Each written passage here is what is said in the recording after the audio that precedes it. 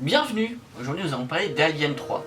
Alien est une saga de science-fiction assez réputée dans le milieu de la culture populaire, notamment avec l'épisode 1 et 2, l'épisode 1 étant de Ridley Scott, un huis clos dans l'espace très intéressant, notamment pour son esthétisme de future salle inspiré par les travaux de Moebius d'ailleurs, très intéressant, mais également par Alien 2, réalisé par James Cameron, avec des thématiques familiales très intéressantes, avec le personnage de Newt, X aussi, et Ripley bien sûr. Mais aujourd'hui nous allons parler d'Alien 3, l'épisode peut-être le moins aimé de la saga, à défaut, car il est très bon par rapport à Alien 4, qui n'existe pas dans l'univers d'Alien. Merci. Alien 3 est donc totalement l'opposé de Alien le Retour, notamment par cet retour aux origines, c'est-à-dire un retour au huis clos, et retour à une technologie très obsolète. Dans Alien 2, nous avons des fusils intelligents, nous avons des vaisseaux, des stases, nous avons une équipe de militaires surentraînés pour faire face à la menace. J'en reparlerai dans mes épisodes sur Alien 1 et 2, dont je compte parler puisque je les adore. Mais aujourd'hui, intéressons-nous à Alien 3. Alien 3 possède un univers horrible, dégueulasse, humide, rouillé. La planète sur laquelle l'intrigue se déroule est vraiment reluisante, il faut le dire. Les ouvriers s'éclairent à la bougie, il y a une invasion de poux, dehors des insectes, des radiations. Mais ce qui est plus intéressant dans cet univers, c'est justement ce milieu carcéral avec les personnages, j'y reviendrai, mais surtout avec ces thématiques qui sont liées. L'univers carcéral rappelant vraiment l'être humain dans sa bassesse, avec les crimes sanglants, les viols, ou d'autres crimes sanglants. L'univers est intéressant dans la façon dont il est tourné, notamment avec les couleurs ocre et acre. Alors il faut le signifier, les couleurs ne sont pas hospitalières. Nous tournons avec de l'orange, du jaune sale, avec des matières métallurgiques, avec une impression justement de prison, bien sûr, mais une impression de prison sale. Nous sommes donc dans la continuité du futur sale, mais la continuité du futur sale dans son extrême. Ces couleurs sont importantes, parce qu'elles vont nous rappeler justement tout ce décor rouge, jaune, noir, va nous rappeler une thématique très importante qui est l'enfer. Nous y reviendrons. Alien 3 a une qualité majeure, c'est l'utilisation de ses propres personnages. En effet, les personnages sont des violeurs, des criminels, comme je l'ai déjà dit, mais le film arrive à nous créer du pathos pour ces personnages. Chose très intéressante, puisqu'il s'agit quand même d'êtres humains qui ont embrassé la bête humaine. Bête humaine qui est d'ailleurs un terme très intéressant si on l'oppose à la bête elle-même, l'alien. Nous avons donc deux entités mauvaises, dont une humaine et une alien. Les personnages sont très intéressants, notamment dans leur rapport à la religion qu'ils ont eux-mêmes créée, basée sur la repentance, mais également sur la fin du monde.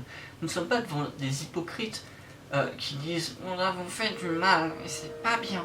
Non, nous sommes devant des criminels qui acceptent leur part d'ombre et qui vivent avec au jour le jour. Il est alors très intéressant de constater que Ellen Ripley, suite à son crash, arrive sur une planète entourée seulement d'hommes. D'hommes mauvais, de bêtes humaines, prêtes à la manger. Bien sûr, l'un des aspects majeurs d'Alien 3 est l'évolution du personnage principal, personnage interprété par Sigourney Weaver, qui est un de mes fantasmes absolus, il faut le signifier, et qui doit être première ex-aequo avec Starbuck de Battlestar Galactica dans mon top badass. Ripley a toujours été aux antipodes de la Scream Girl à l'époque de Alien, le 8ème passager. Les femmes dans les films d'horreur étaient toujours utilisées pour crier, pour pleurer et pour courir.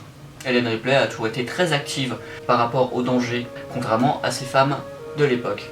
L'évolution d'Ellen Ripley est très intéressante dans le sens où dans Alien 2 nous avons trouvé une mère capable de descendre en enfer dans une descente à la Orphée, notamment quand elle va chercher contre la reine Newt. Nous arrivons avec une femme désabusée qui a été fécondée malgré elle par un facehugger.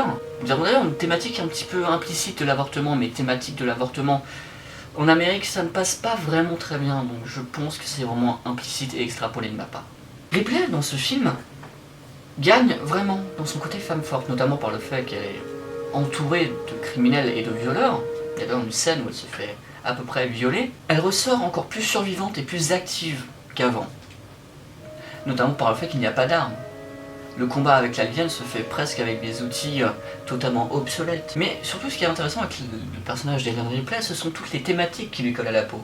La thématique de mère, notamment avec la fécondité comme je l'ai dit, mais également avec la thématique du viol apportée beaucoup par le travail de Giger, notamment avec le xénomorphe qui a une mâchoire, une queue qui est censée pénétrer pour tuer les personnes, ou encore le facehugger qui féconde par viol buccal.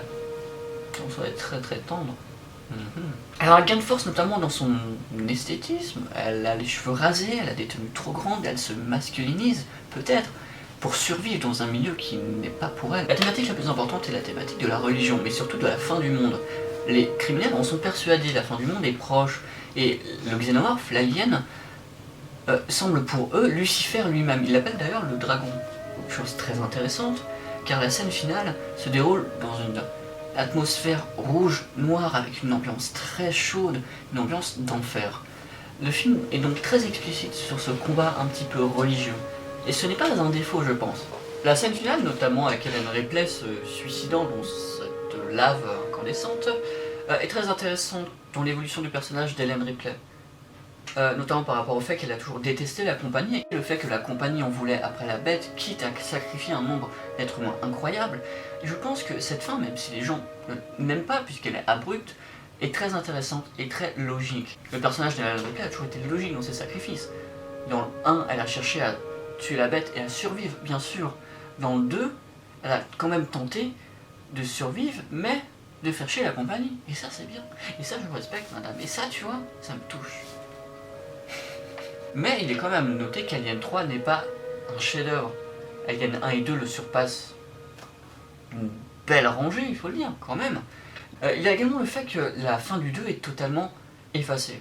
Les personnages développés pendant 2 heures de temps, 2h40 je crois, suivant la version Director Cut, que sont Newt et X, sont totalement effacés de l'histoire d'Alien, juste pour faire une table rase pour créer un nouveau scénario. Et en soi, c'est terrible. Le personnage de X était tellement classe, je l'adorais ce gars. Et il est mort comme une merde dans son sommeil. Le deuxième défaut est bien sûr le fait que David Fincher a totalement renié ce film. Il n'a pas vraiment participé, les producteurs ont mis une pression énorme sur son dos. Petite anecdote, le fait que par exemple il tournait une scène le jour même ne sachant pas si cette scène serait regardée le lendemain, c'est bien pour signifier ce climat un petit peu de non-film justement. Il n'y avait pas vraiment de réalisateur, c'était juste un film de Yes Man. Un Yes Man étant un réalisateur qui n'a pas de choix et qui fait juste à la lettre ce que les producteurs lui. La fin, bien sûr, est un défaut en soi, pour certaines personnes en tout cas.